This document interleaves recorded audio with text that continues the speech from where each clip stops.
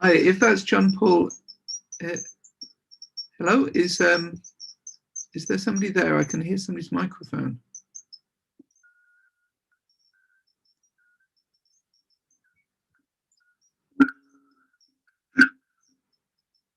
Hi, if that's John Paul, hello, is there somebody there? I can hear somebody's microphone.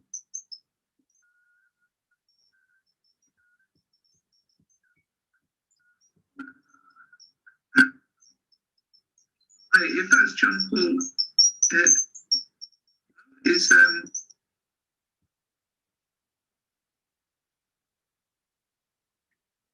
maybe I can hear my own microphone.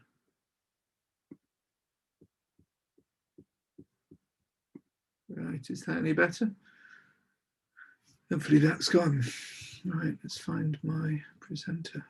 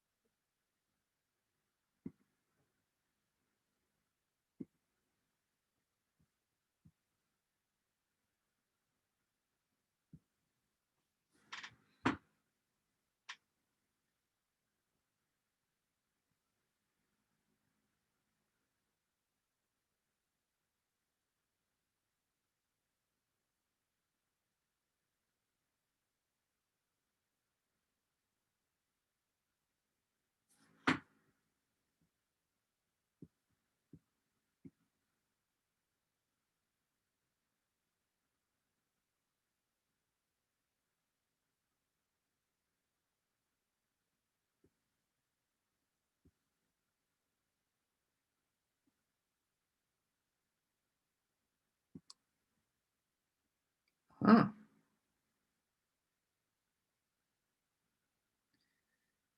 We are broadcasting live.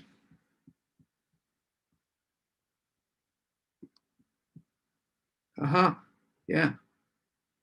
And I know that the sound's working, because if I turn the sound on, then I start getting feedback. Yeah. Hello.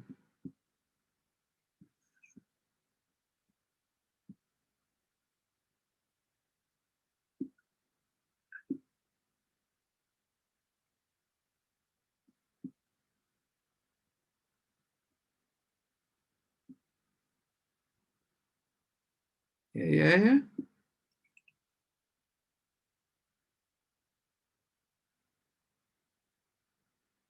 Hopefully.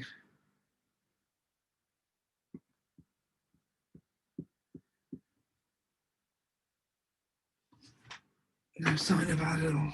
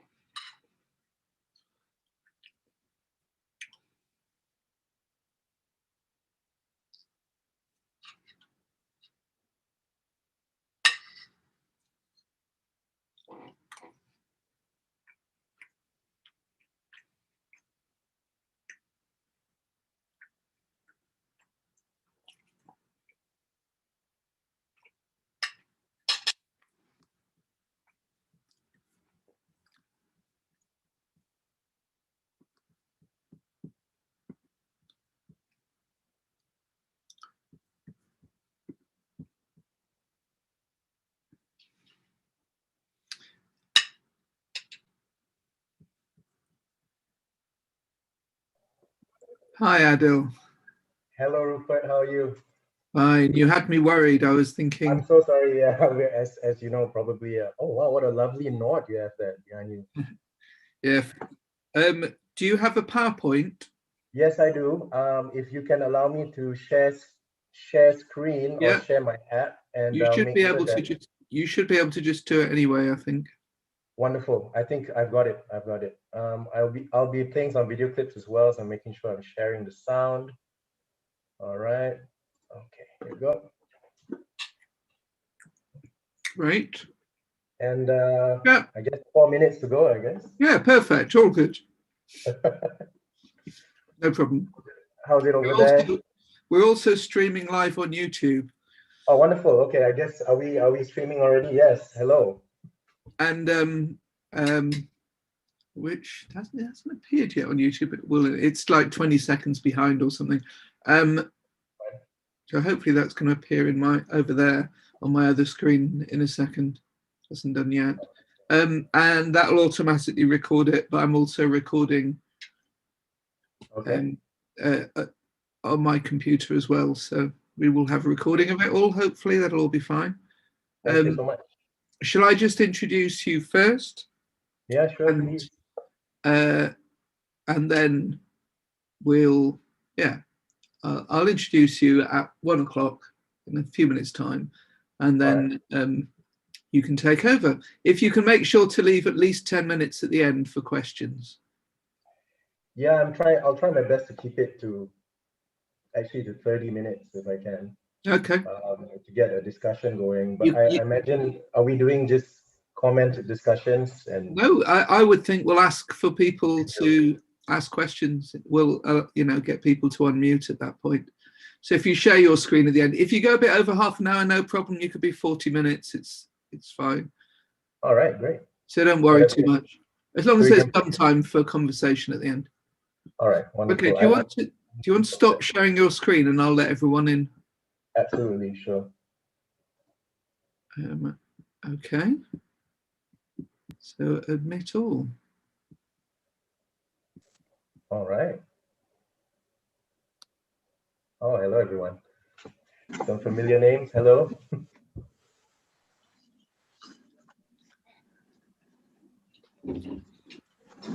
We'll be starting in a couple of minutes. In a while. Lawrence Davis. Wonderful. Hi, Connie. Hi. Hi, hello, hi. Prof. Anis. Prof. Shamani, how are you? Hi, Rachel. Hi. Izati. Hi, Connie. Hi. Hi. Happy New Year. Happy New Year, 新年快乐.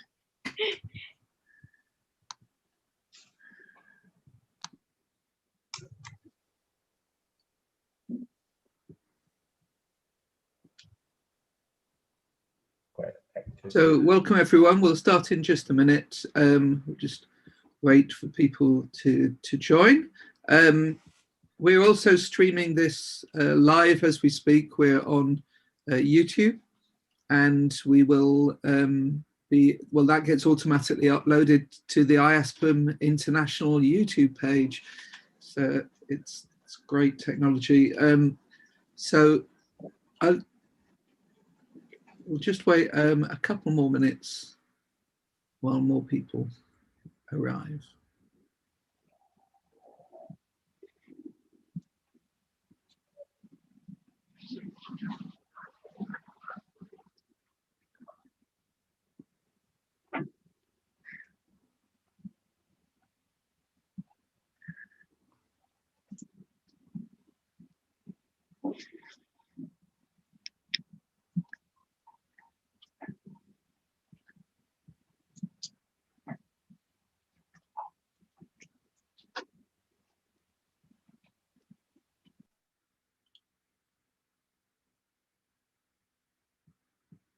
So, okay, everyone, there's nobody, I think, waiting in the waiting room, so we'll make a start.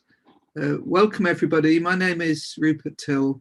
I'm chair of the International Association for the Study of Popular Music, and this is our monthly research seminar. This is our February research seminar, and it's presented and hosted by IASPM's South East Asia branch, which is a fairly new branch. Today, we're very fortunate to have ADIL Johan, I've probably pronounced his name wrong, presenting for us. He is a research fellow and senior lecturer at the Institute for Ethnic Studies at the University Kebangsaan, Malaysia. Again, apologies for terrible pronunciation. And I'll allow him to, I'll just pass over to him. We'll be going for about 30 to 40 minutes and then open the floor to questions, at which point feel free to either post your questions in the chat or unmute yourself and ask the question, or maybe put your hand up using Zoom if you're used to that.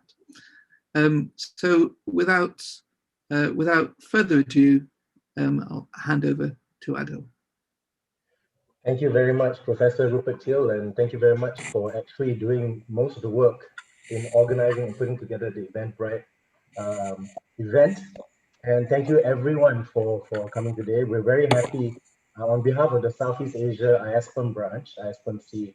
We're very excited and very happy to be a part of this wonderful online series of seminars and presentations. And we hope for those of you who are not, who are still not too familiar with Southeast Asia and the music from there, we hope that we can give you a little bit of an introduction to some of the work that we're doing. It's very exciting stuff. Needless to say, research on music in Southeast Asia is far from young or new. We have a lot of established scholarship, especially from the fields of ethnomusicology, on musics of especially traditional and folk music of Southeast Asia. And of course, the study of popular music has also existed in these ethnomusicological works. However, to actually institutionalize, so to speak, the study of popular music in IASPM, I think is a new start. But that's not to say that it's never existed before. I guess it's just a bunch of young scholars got together and decided, hey, let's try to do something for popular music in Southeast Asia specifically, but we're not bound by any disciplinary limitations. Of course, we're all trans and interdisciplinary here as well in how we approach our work. I'm going to share screen of my presentation now. Okay, here we go. Let's hope it's the right one. Okay, audio. I have some audio as well for everyone, for you. Right. Okay, let's get into it. Okay, so the title I have today, Conceptualizing an Intimately Connected Nusantara, the Rock Kapak Phenomenon of the 1980s and 1990s. The term Rock Kapak has to be said with a grain of salt and with a little caveat in terms of whether the practitioners and fans of this actually agree with the term, but it is a commonly used term of the genre. I'll get into that in a little bit. Okay, let's move on. Okay, let's see, next slide. Okay, just a little outline for today. The first thing that I want to do is probably go over a little conceptualization of the Malay world as Nusantara, or the term Nusantara. And just a little side note, this presentation actually forms a major part of the introduction to a recently published, well, it will be published in March this year, a volume called Made in Nusantara Studies in Popular Music, co-edited with my very good friend, Dr. Michael A. Santaella, who is working with us in Malaysia at Sunday University, and he's joining us today as well. So I'm sure he can fill in the gaps in the areas that I didn't cover when it comes to certain concepts and ideas. And I'm also looking forward to a lively discussion about this very term, Nusantara. Okay, and then I'm going to go into some inter-regional and global exchanges that were happening in Malay rock music specifically in the 1980s. And then I will try to dish out the Rock Kapak phenomenon of the 1990s. And I'll feature one of my case studies is actually this Malaysian rock band called Search that was very widely popular in Indonesia in the 1990s. So we're going to look at Search playing its music across borders. And then for those of you who have attended my previous presentation, I love using this term, rocking onwards. But basically just a fancy way of saying I'm going to figure out a way to conclude and maybe give some ideas on where this research can move further forward. Just a bonus track, if time permits, I had to obviously do a lot of slashing for this presentation when I realized there's way too much information in this slide. If we have time, maybe we can listen to and talk a little bit about Malay rock, the precursor to the Malay rock of the 1980s, which is the Malay rock and roll scene of the 1960s and 1970s. So, conceptualizing the Malay world as Nusantara.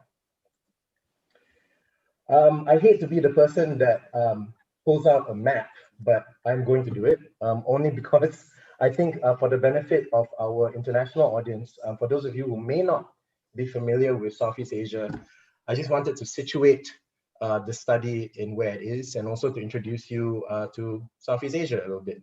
I'm conceptualizing Nusantara specifically. It is not Southeast Asia, but it is a conception of the Malay speaking world that dates back to thousands of years, especially to pre-colonial times, of course. But of course, a lot of these state boundaries are a result of Western imperialism and colonialism. But as they are now, the Nusantara, for me, as I understand it, it includes Malaysia, you know, which is tied to two continents or two islands. Malaysia is tied to the mainland, and then we have Indonesia, and we also want to include the Philippines as part of this Nusantara equation. And I'll explain a little bit why we're doing that. In earlier times, in maritime Southeast Asia is another way to conceptualize this space. In pre-colonial times, these spaces of influences were understood in terms of a mandala or a circle, or they were borderless, but they did have imperial centers, which then emanated outwards in influence. There were centers and there were peripheries, but they were not thought of in terms of the kind of rigid state boundaries that we think of now. And in many ways, these traces or resonances of culture carries much towards today, and of course, very much so in the music of the region, and of course, the language. So I wanted to think about the Nusantara as part of this long history of these different spheres of influence of these pre-colonial maritime Southeast Asia empires. In particular, the influential empires were the Srivijayan Empire and Majapahit. Okay. Sometime in the 1960s, there was a plan, and this was an idea that was mooted by the late great Jose Rizal from the Philippines, to form a coalition of nations of Malaysia, Philippines, and Indonesia called Mafilindo. Unfortunately, the plan, there was a convention that was held, but the plan to have that didn't materialize because Malaysia then gained its independence from British powers and formed the Federation of Malaysia that did not have this other two countries in the equation. President Sukarno of Indonesia at the time was very upset about that, and that actually led to a mini war called the confrontation or confrontasi. I'll talk a little bit more about that later if we have time. The other use of the word, the beginnings of the use of the word Nusantara, we start to see in modern times in 1973, when there was an organization of writers, literary writers, who met and convened at a conference. And this included writers who wrote obviously in the Malay language. And a lot of them included writers from Malaysia, Indonesia, and Brunei. And I think there were some from Singapore, Malay writers from Singapore as well. And they called this organization Organisasi Sastrawan Nusantara, or Nusantara Writers Organization. And actually predating that, we actually have Islam Nusantara, which actually finds its use towards the 1950s or towards the more modern times actually in Indonesia. And this was started by a group called Nadlatul Ulama, which was established in 1926. And it was a brand of Islam that was very, it had roots in Sufism and the Shafi'i school of Islam. And it was a brand of Islam that was trying to be very inclusive of the, number one, the diversity of Islam, so the way that Islam is being practiced in that region, in Indonesia, and also the diversity of cultures and pre-Islamic cultures that were existing as well. So there was this inclusive vision of what Islam could be in Indonesia. And it also ties very closely to the Indonesian motto Bhinneka Tunggal Ika, which roughly translates as unity in diversity. And recently we've seen an endorsement of Islam Nusantara by President Jokowi in 2015. So Nusantara still rings true.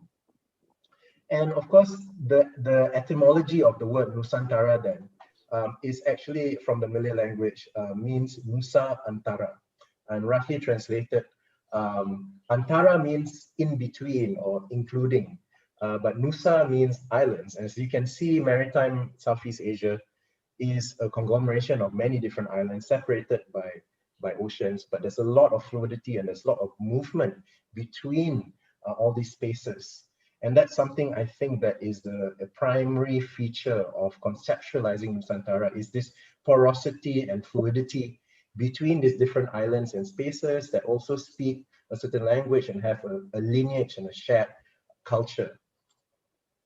So yes, so Nusantara for me, and for what we try to propose in our book, Made in Nusantara, is a shared space.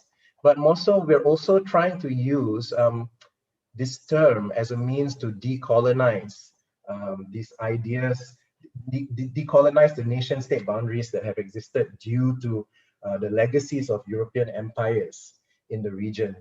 And therefore, we're trying to also move this away from all these ethno-hegemonic discourses that are actually perpetuated in these current nation states. For example, in Malaysia, Malay ethno-nationalism rings very strongly, right? But we are also trying to find a way to decolonize that and to decenter the narrative away from Malay-centric or nation-state-centric discourses and narratives. We're also trying to decenter the exclusive use of Nusantara in Indonesia, even though we see a lot of use in it in Indonesia's history, but we want to make it a more inclusive conceptual term for the entire, for the whole of maritime Southeast Asia. And we also want to include, of course, the Philippines, which actually has a long legacy in this connection.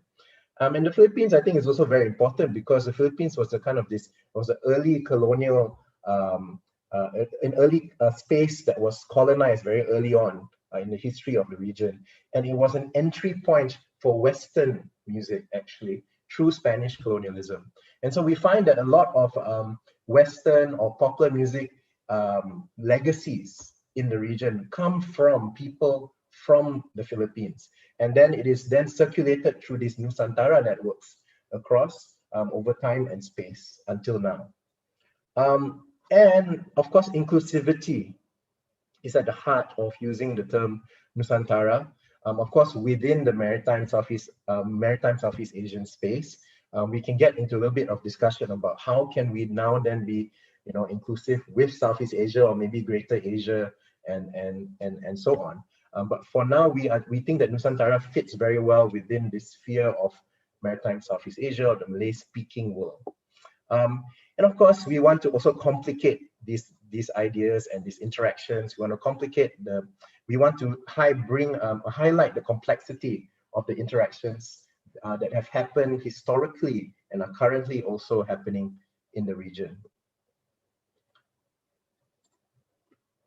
The term Nusantara in popular music, however, you start to see that, interestingly, in Malaysia in the 1990s. And this was in line with the world beat trend that was happening across the world.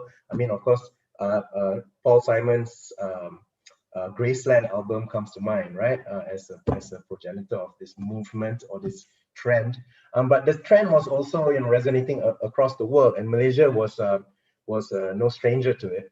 But artists and producers and songwriters in Malaysia tried to incorporate traditional and folk elements of music from their region. Interestingly, Malaysian artists that push forward this idea of balada Nusantara or Nusantara ballads actually drew a lot from Indonesian cultures as well. And this is where we have to complicate it. I mean, is it Indonesian or is it something that's shared across the region, which also kind of, for me, justifies why we need to use the term Nusantara, right? But of course, then the problem then lies in that why is it the Malaysian artists that are they appropriating the term Nusantara, and are they then also appropriating the music from other regions, and then calling it a Malaysian kind of music? So there's a lot of complications and problematics that go into the term balada Nusantara. But based on what some initial analysis that we've done, and in a chapter that I want to draw your attention to, which by my friend Michael Santella, who wrote a chapter, who co-edited this book and has his own chapter, very interesting work. He classifies Balada Nusantara as a national genre based on global popular music. Maybe we can get Michael also to chime in on this a bit later when we get into the deeper discussion. So there are many ways to understand Nusantara, but right now at this stage of the study, this is where we're at. We see the term Nusantara conceptually used in popular music that is made in Malaysia, but at the same time, I feel that this is a term that can be applied as a means of analyzing popular music in the region, both in contemporaneous context and in historical context. So why do I think this is so? Without actually using the word Nusantara, the music of Malay rock in the 1980s, that started sometime in the 1980s, demonstrated a lot of instances of interregional and global exchanges. One of the most popular bands, one of the most famous bands at the time in the 1980s was a band called Sweet Charity.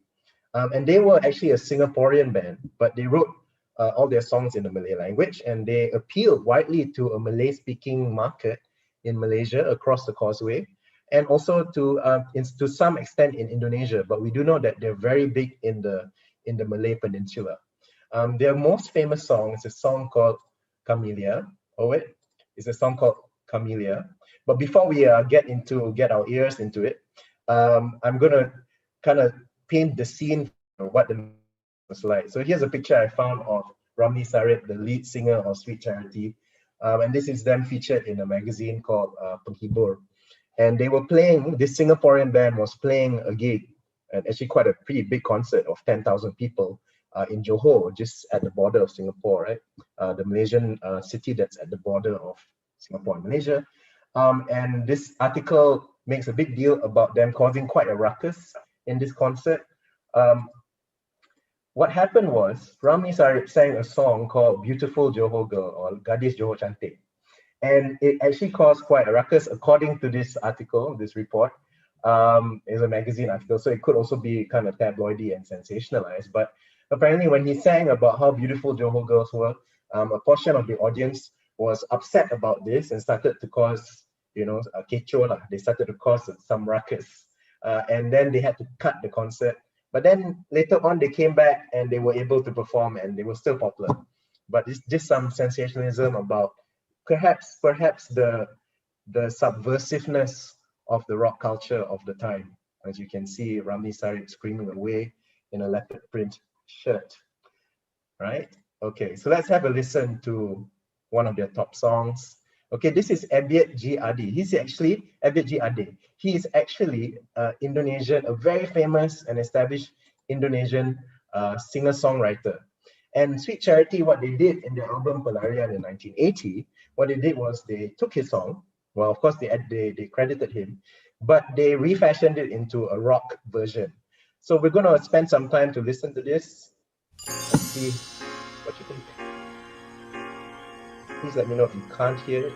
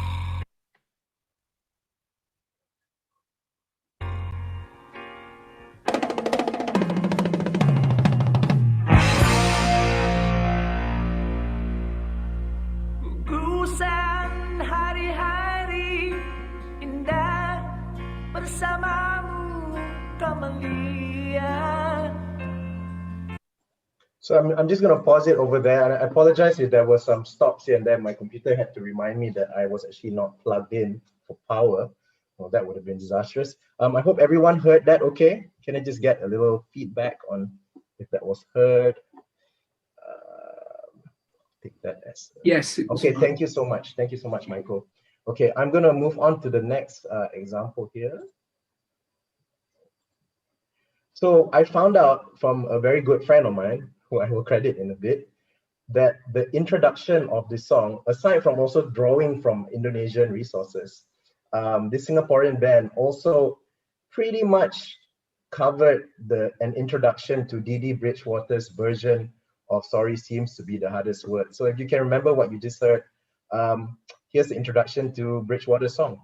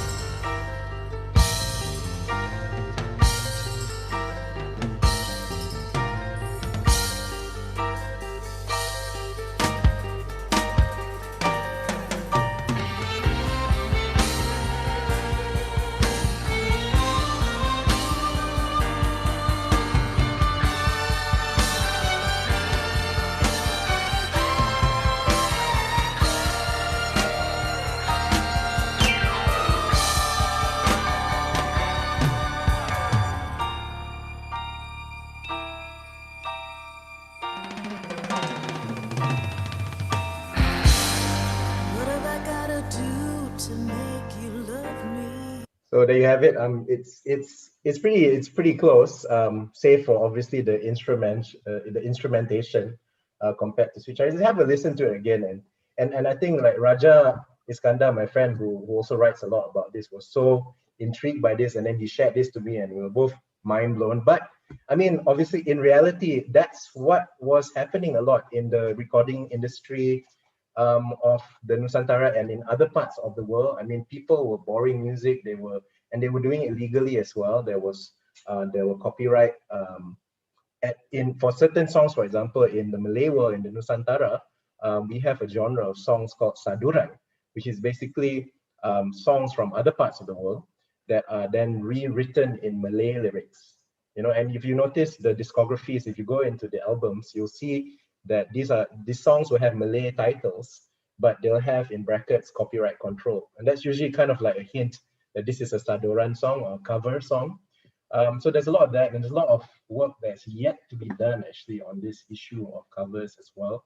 But I highly urge you, once again, sorry to plug this again, but please check out the book Made in Nusantara. There's a lot of interesting information about that as well, and about the music that's shared across the region and beyond the region.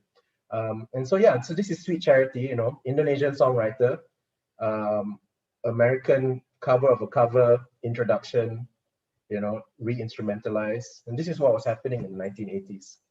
So let's go to Rock Kapak, 1990s. For my Malaysian and Indonesian friends, I was asked to clarify this. Why is the term Rock Kapak used? Rock Kapak. I'll explain a little bit. I'm very thankful to the amazing work done by Dr. Taqiyuddin Hassan, who's currently doing some wonderful ethnography on musicians from the 80s and 90s. And I highly urge you to check out his Facebook page. It is in Malay though, a lot of his work is in Malay and is written there, but maybe I'm sure Facebook is smart enough to translate that now. So yeah, please check it out. He's written some amazing stuff. I can't wait to see his work, but this is why it's called Rock Kapak. So the first theory behind the term Rock Kapak, and mind you, this is a term that has been used only very recently, actually, since the 2000s, is that a lot of the performances and shows by these bands were played in car parks. And usually they were car parks, usually there were shows that were stages that were set up in open spaces, and sometimes these open spaces were connected to fun fairs or to night markets and things like that. And this is where a lot of these gigs were held. So Rock Kapak, car park. Theory number 2 is that there's a term that Malay say, kapak pala a bit, which basically means, oh man, that was awesome. Oh, that was mind-blowing, dude. You know, like, so that's a rough translation, but the term kapak was used as a term of wildness, of being wild musically. And then, of course, the most obvious one for me is that kapak is literally translates to the word axe in Malay. So in Anglo-American rock music, the axe is your guitar or instrument, right? So guitar rock. And of course, the guitar rock is characterized by a lot of fancy solos, right? Rock solos that you find in glam rock and heavy metal. And the other one, really interesting theory by Dr. Taqiyuddin, is kapak bersilang, which means cross access. So back then in the 80s and 90s, piracy was huge, and a lot of people who couldn't afford original merchandise had to buy pirated merchandise. And there was a brand of pirated rock cassettes that had this logo, this kapak, this cross X logo. So it's an unofficial label, of course. And another interesting sonic theory for those of you who are interested in this is that kapak relates to the pak sound or the snare, that solid snare that you hear in all these rock, in heavy rock ballads and whatnot, right? Or that backbeat. So these are the 5 theories right now about Rock Kapak. There's a lot that we can get into this. I think that needs to be done. So I invite anyone who's interested, let's do it. Let's go into it. Okay, so the other one that we have to look at is the social aspects of rock culture in the 80s and 90s. There was a special report by a magazine called the Far Eastern Economic Review in 1989, right? And this was a quote from a government minister, a Malaysian minister, about the phenomenon of all these young Malay, mostly male youths gravitating towards these rock concerts, wearing tight jeans, you know, and he thinks it's a heavy metal culture. Yes, there are connections to bands like Poison, Def Leppard, Scorpions, and these were the influential bands of the time. And he said that heavy metal, by heavy metal he means this Malay rock culture, is a subculture that is a negative attempt to, to hinge Malay, to change, sorry for the spelling mistake, to change Malay norms and values, right? Okay, so it's a threat, immediate threat to Malayness, to Malay tradition and values. We worry about kutus, same minister. They have taken on traits that are bad. Young men wearing earrings, clothes that are dirty, unruly hair. Such behavior leaves an indelible impression, and we are worried that when these young people get older, they will not be in a position to be responsible and run the country. And this was actually an interview with Najib Razak. It was an article that featured a bunch of interviews with different people. And Najib Razak at the time, he was a youth and sports minister. For those of you who are familiar with Malaysian politics, Najib is now the former Prime Minister of Malaysia, who is embroiled in a very messy and very horrible corruption scandal called the 1MDB scandal. And I thought it was interesting that we had Najib Razak as a youth minister commenting on youth in such a conservative fashion. But it's also very much a reflection of hegemonic Malay state culture, Malaysian conservatism at the state level, and how subcultures were viewed as threats to the existing existing norms, you know. And you can see, I mean, if there's a reaction, if there's this moral panic or anxiety towards it, it must have been a pretty relevant and huge culture as well. This was a period when there was a lot of rural to urban migration. There was rapid development in Malaysia as well. And you have swaths of youth, of young males and females coming to work in the city, also probably finding new forms of freedom, new outlets of expression, but also there's a lot of class inequalities that are happening at the time as well. So this is an area that I'm particularly interested in, is that the social, cultural, and economic aspects, of course, the issues of class and subculture that are concerned with this rock culture that was happening at the time. And this is, of course, focused on the fans, on the listeners, on the audiences, on the consumers. And yeah, that's what was happening in the 1980s and 90s. Now, what we have with Rock Kapak And the term rock kapak also is problematic, actually. I just wanted to put that out there as a provocation, actually. Why is it problematic? Maybe we can talk about it at the end of the presentation. Now, rock kapak is actually, I see it as is part of this retro revival, and as part of this kind of structural nostalgia that's happening across Malaysia.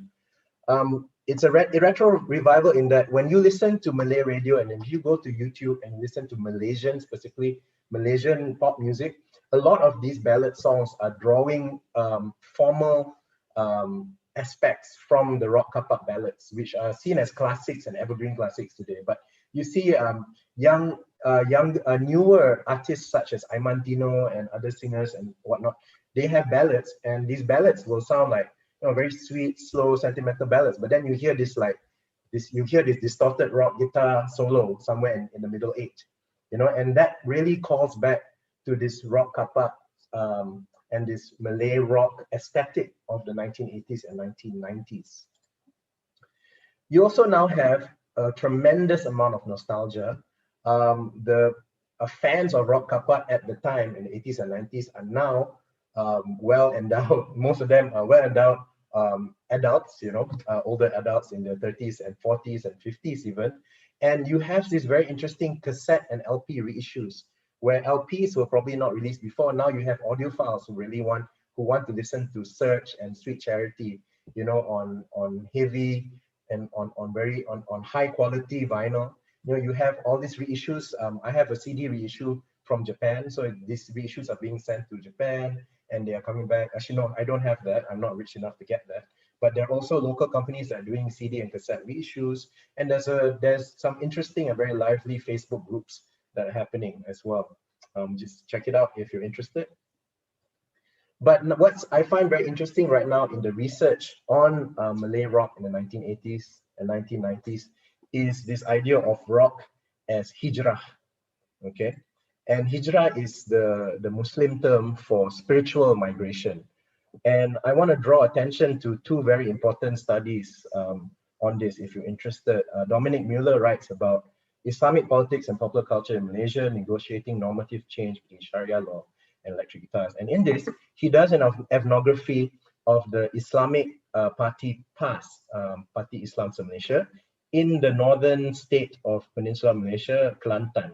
And he finds that sometime in the 2010s, this Islamic party were reaching out to youth and doing programs where they would actually play rock music, because of course their voting demographic now are the people who were fans of rock kapak in the 1980s and 90s. And you have a huge amount of rock musicians from the 80s and 90s who have hijrah, who have spiritually migrated to a stronger path in Islam, who have taken on a more Islamic way of life and have taken on that practice. You even have the lead singer for the band I'm going to talk about, Search, visiting the Islamic leader, the late past Islamic leader, Allahyarham Nik Aziz. And you have, it's quite a phenomenon. And I guess for Dominic Mueller, he found it very interesting that as he's studying Islam and political Islam, there are all these rock and loud rock guitars were also, the rock culture was also used to entice members into the Islamic party. Of course, it's very much embedded into Malaysian and Malay culture already, right, historically. So my friend Raja Iskandar, who alerted me to the DD Bridgewater connection, wrote a chapter in our book called Hijrah and the Rise of Nasyid Contemporary in Malaysia. And here he conceptualizes the idea of hijrah as a spiritual migration that can be linked to the spiritual migration of musicians, specifically popular musicians, from a kind of secular background to a more Islamic one, and how they've adapted to it. And he highlights some interesting cases of former rock guitarists who are now making nasyid music, and some of them are still also playing rock as well. So I think it's a very interesting phenomenon that needs to be studied further. And please read these articles. Okay, on to my case study. I've already taken up, I think, a good 25 minutes, but I'll be ending soon after this case study. This is the band Search. You can see, I hope this gives you a taste of the style. Some people characterize this era of rock in Malaysia as glam rock. There's a really good article by Marco Ferraris on that. You can see that in the makeup that's worn, in the hairstyles, in the fashion, you know. And this is Amy's search right here, and his bandmates. That's Hilary Ang, the guitarist. Wait, no, that's Hilary. That's Hilary right there at the back. And or somebody please correct me. I think I might have gotten that wrong. And you can see that that's kind of like the aesthetic that they're going for. This glam rock, heavy metal kind of thing that you see in bands like Whitesnake and Poison. In the States and the UK. Thank you very much, Michael, for sharing that article. Please check it out, okay? And this was their #1 album. The reason why this album was so important was because they sold something like I have my figures here. Let's see, how much did you sell in Indonesia? They sold, I think, close to a few million copies. I'm so sorry, I have my notes here, but I'm fumbling over them. Let's see, search 1996 song to sell. Okay, record-breaking album. They sold 250,000 units in Malaysia alone, which is huge, and they also sold 1 million units in Indonesia. And for a Malaysian band to penetrate the Indonesian market in the 1990s was a huge feat back then. So Search was indeed a phenomenon. They also did actually record part of the album in Jakarta as well. So there's a lot of cross-border activity that's happening.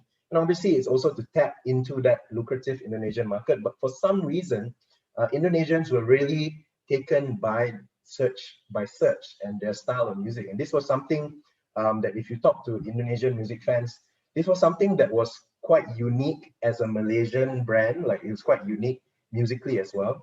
And Indonesians lapped it up, and now they do it. Indonesians are doing it much better than Malaysians, you know, as they normally do with music. But yeah, we can have a little talk about that. Maybe you can share, maybe there's insights that I'm not aware of yet, but they made it huge in Indonesia, and that was a feat in itself. Okay. Another testament to that, to their success in Indonesia was, well, aside from making a film in Malaysia based on the album name, they also made a film in Indonesia in the same year in 1990 called Isabella, which is based on their most famous song. And their most famous song is not a driving hard, you know, rock anthem. It's actually a ballad. Some would argue it's a power ballad. And the ballad, the Malay rock ballad, is intrinsic to the Rock Kapak genre and its circulation, its continued circulation in Malaysian society and in Nusantara society. This is a song that is very widely known in Indonesia as well. Okay.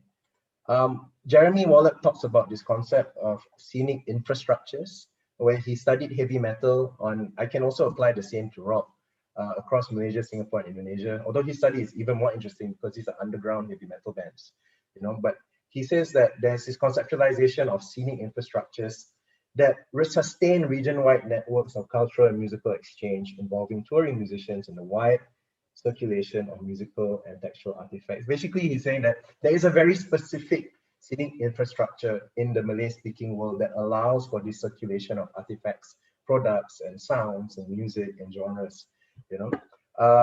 We can get a little bit more into that. This is the song Isabella. And I dedicate this to my friend Isabella Peck, who is also one of the chair of the IASPM South East Asia branch. I'm sure you get this a lot. Everyone in Malaysia probably sings the song Isabella when they hear your name. But these are some excerpts from the lyrics. And for our friends who don't speak Malay, so Isabella is the love story of two worlds. Why did we meet only to be separated? The day is lost, engulfed by the darkness of night. Worlds torn apart, ends this tale. She is Isabella, symbol of doomed love. Separated because of different cultural beliefs. Love fades with withering leaves. It sounds really strange in English, actually, but you know, if you're a fan, I mean, just to capture, I mean, it's a very sentimental song, it's heart-wrenching, but I think the thing I wanted to focus on was that you're talking about these cultural divides, right? It's like the doomed Romeo and Juliet love story where people from different backgrounds who love each other can't be together, you know. And I guess that makes for really good ballads and really good songs. So this is Isabella in the film. It's a clip of the film Isabella. And what happens is Amy plays himself and he meets an Indonesian girl named surprise, Isabella, in Malaysia, and she is a daughter of these Indonesian diplomats. But her parents say, no, you cannot. And she, obviously they meet and they fall in love. And her parents are like, no, you can't hang out with him because he's a rock musician and he drinks beer and he's from a bad influence. And in Indonesia, there was a rock concert and all hell broke loose, you know? And she's like, no, but I love him, obviously. So in this scene, which features the song, she's running towards him because she has, I think she has to leave. I didn't really get to see the whole film because it was taken off YouTube. But for those of you who have seen it, please help me out. But I'm going to assume that it's because she was about to leave back for Indonesia, and she meets up with Serge, and then eventually Serge tries to find her in Indonesia when Amy tries to find her in Indonesia.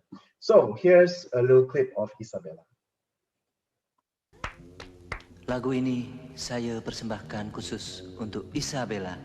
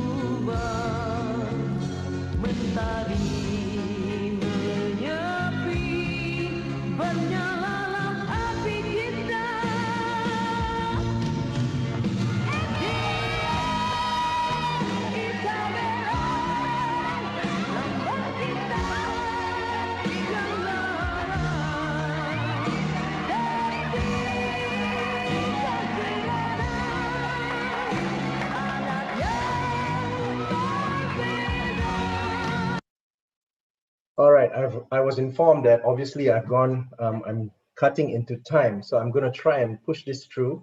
That's Isabella, please check it out. Recently, Amy is still popular in Indonesia. Recently, he was found at a promotional campaign for Jakarta's new MRT. And this thing says, Amy is disguised in Jakarta, tries attention. But yeah, he was there to promote the MRT, and it's still very popular. This is a music singing show where most of the audience is Indonesian, and they sing Isabella word for word, and then he appears as a surprise in the end. Please check this out. Let's just conclude here, and hopefully we have some time for discussion. Okay. So I'm hoping that what I've shown thus far has shown us that analyzing popular music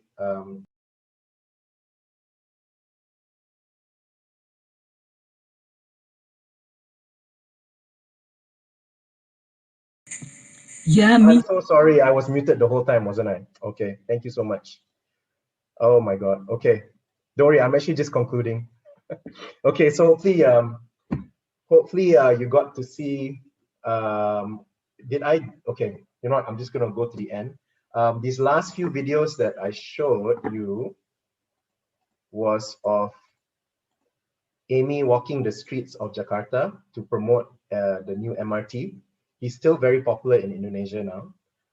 He appears now and then also in Indonesian television, and this is a singing competition of which the crowd, mostly Indonesians, sang along word for word. Okay, no worries, Rupert, don't worry, I'll move on. Okay, thank you.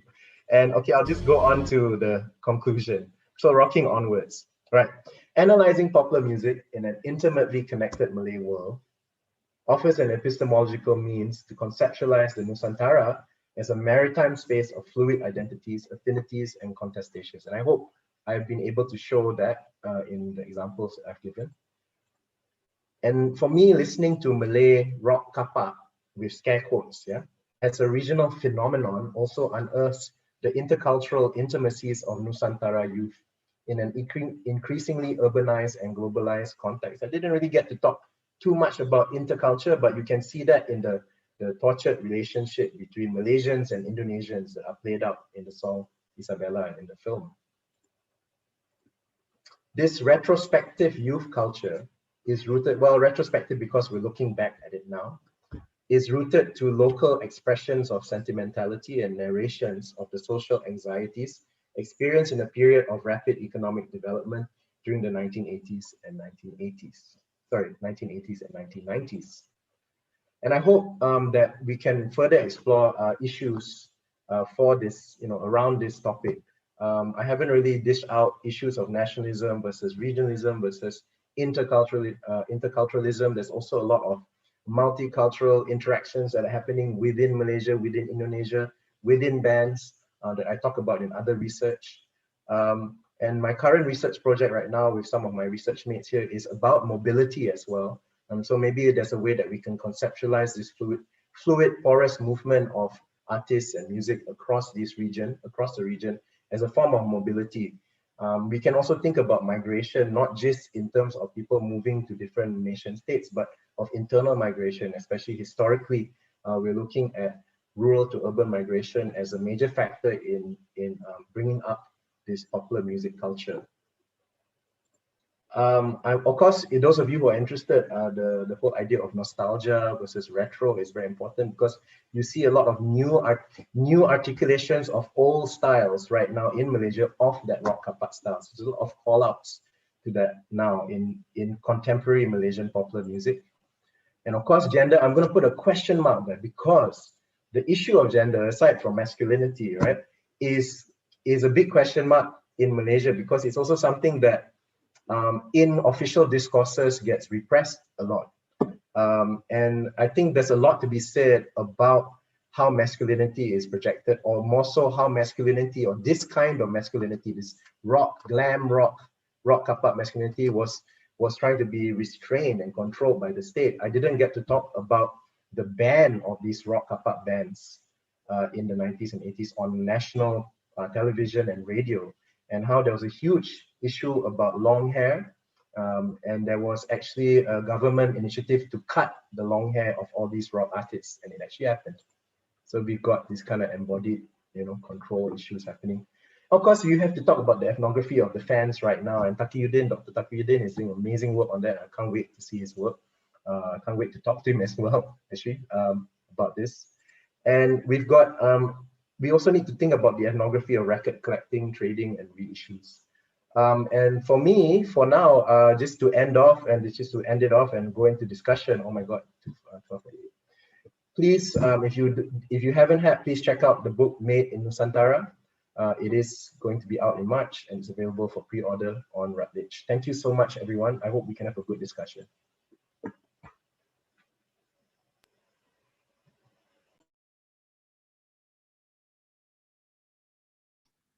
Okay, thank you very much, ADIL.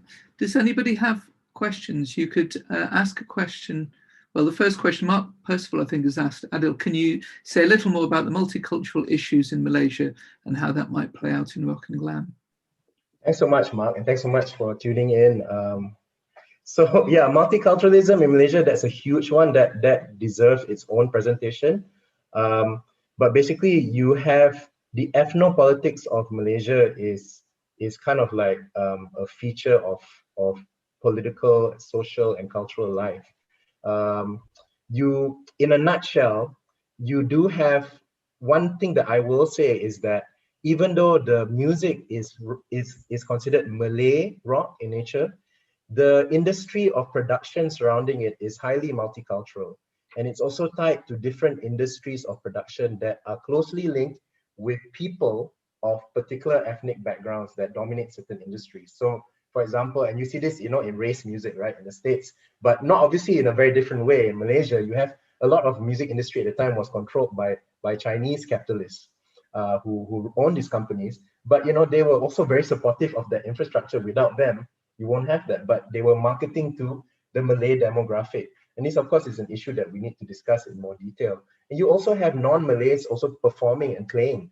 You have in the Search Phenomenon album, you have Hilary Ang, who is a legendary guitarist. And he's also almost kind of like exoticized. Oh, check out this Chinese rock guitar player among the Malay community. But these are issues that obviously need to be complicated more. I'm grossly simplifying. And of course, you have musicians like Michael Vrippen, who he's a mixed Chinese, Indian, Malaysian musician who plays keyboards on numerous recordings in the 80s and 90s. So the politics of race definitely need to be untangled here, but yes, need more time. Thank you so much. Thank you. Thank you very much.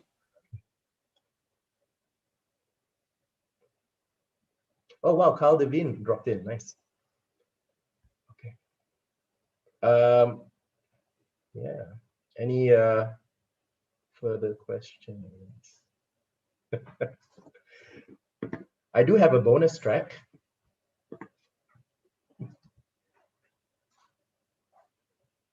Well, I hit the bonus track. Excellent. Okay. I think it's lunchtime for those of you in the UK and in GMT. And it's also rather late actually for me, it's gig time. So like 9 p.m. in Malaysia is when we start, roughly when we start going to sound check. Okay, let's see. Okay, let me just hit up the bonus track. Okay, sound. So I didn't get to talk about the precursors to Rock Kapak in the Malay world. And in the 1960s, Malay rock and, okay, here we go. In the 1960s and 1970s, Malay rock and roll was drawing a lot of influences from the Beatles, Beatlemania, the Rolling Stones, and the Ventures. And you had, this is a very early stage of Malaysia or Malay world Nusantara nationhood, right? And you have a flurry of bands and groups from Singapore and from Malaysia, and also in Indonesia. I don't have much info on that. And you can see these are the styles that they were fashioning themselves in, right? Looks familiar for those of you who are fans of UK retro Britpop music of the era, hopefully. And of course, you have also this confrontation that's happening between Indonesia and Malaysia and the borders of Borneo, between Malaysia and Indonesia. And there were a lot of songs there were pop songs in Indonesia coming up about crushing Malaysia. There were a lot of patriotic songs coming out in Malaysia at the time. But there was this kind of what happened after this, like in 1968, Sanisa Huri, a Singaporean Malay singer, released a song called Baju Hijau, which is a song about a soldier, like in the field of battle. And I can't really contextualize who she's talking about, because the song is about a brave soldier in a green uniform, but she's a Singaporean. And at the time, Singapore had split from Malaysia. And there were no wars that I know of that were happening that Singapore was involved in, aside from the confrontation, which was actually already winding down. But there was the Vietnam War was happening at the time. So I don't know if it was just a trend, but you know, I mean, let's just have a listen and you tell me what you think. I'll translate it for you later.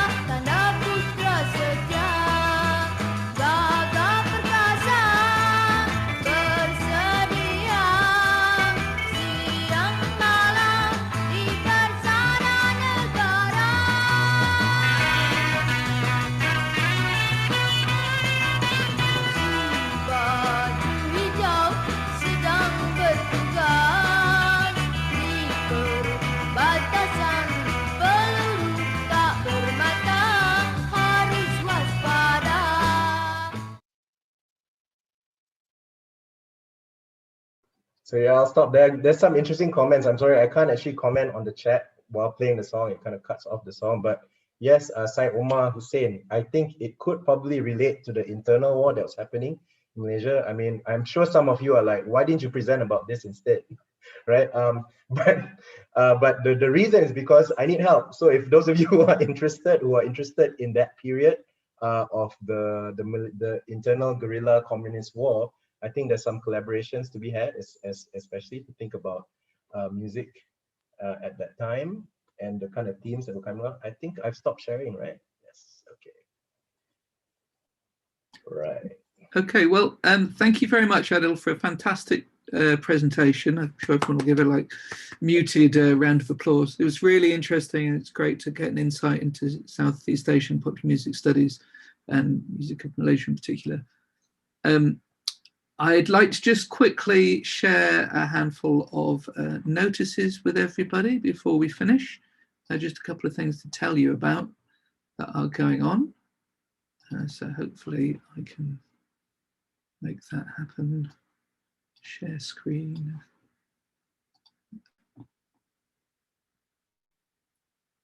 And computer leap into action. Great. So I'm on the wrong page of that, never mind. You love technology. Click to exit, try again. I'll just try that again. Let's just share that. And I can.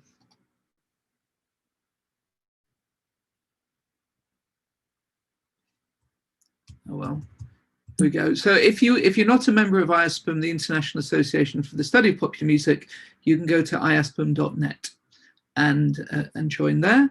And then you'll get information about research seminars and all our different events. So just a quick plug. IASPM, this seminar was being streamed live and recorded on YouTube. So you'll be able to watch it or link to it or show it to your students or whatever on the IASPM YouTube. Please sign up, subscribe and like our YouTube channel. I'm sounding more and more like an advert, never mind. The IASPM Conference 2021, you will probably know we had a conference planned this year in South Korea. It's now been delayed and will happen in 2022. So the call for papers will reopen in case people's situation has changed. People will be able to just easily have their presentation rolled on. We're still looking for a host for the conference in 2023. If you're interested in doing that, contact your branch. Branches may put forward that they'd like to host it, or you could email me if you want to discuss it directly. The next research seminar in March, in a month's time, 25th of March, will be presented by Aspen Norden and features Thomas Hilde of the Norwegian University of Science and Technology, and will look at transgressive pedagogies in the musicological classroom. I think that's probably about all we've got time for. We can actually finish on time today. So just time to say another massive thank you for Adil for his great presentation. And we look forward to seeing all of you, even the person I've just let in from the waiting room, seeing you next month on a YouTube channel or Zoom meeting, much like this one. Thank you very much. See you all soon. Thank you so much. Thank you so much.